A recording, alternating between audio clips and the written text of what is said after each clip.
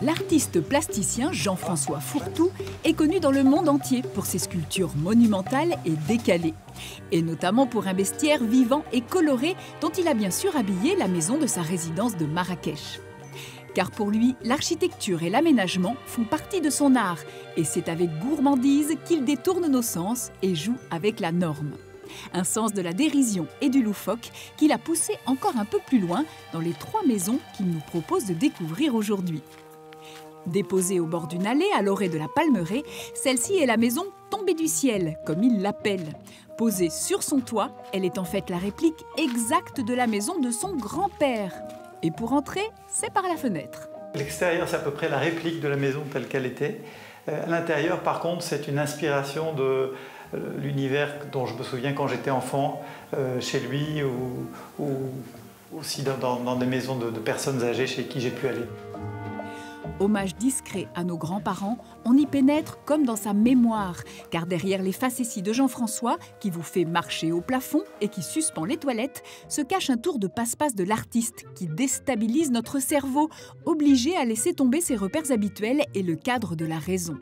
La pente n'est que de 7%, mais on a vraiment, comme le mal de mer, on a vraiment l'impression qu'on est dans un bateau et certaines personnes n'arrivent même pas à passer la porte et encore moins à monter au rez-de-chaussée, puisqu'ici on est au premier étage.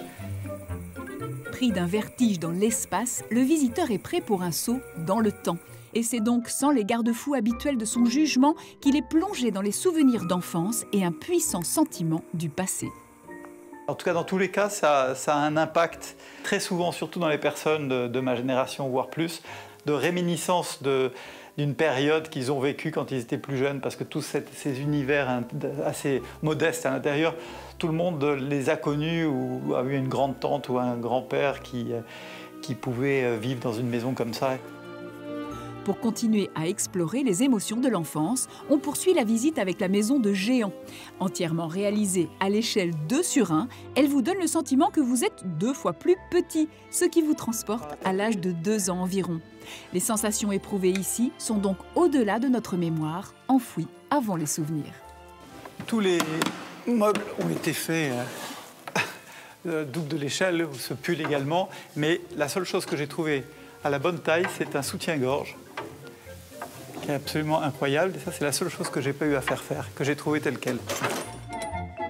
Juste à côté, la maison miniature, construite à la taille d'un enfant de 4 ans, vous place dans la peau d'un géant. À moins que le but de celle-ci ne soit tout simplement de faire plaisir à la fille de Jean-François, qui l'a longtemps occupée. Un cadre digne d'Alice au Pays des Merveilles. C'est la même maison, mais à l'échelle 3/4, qu'a occupé longtemps ma fille, et elle accédait à ma chambre par un passage secret.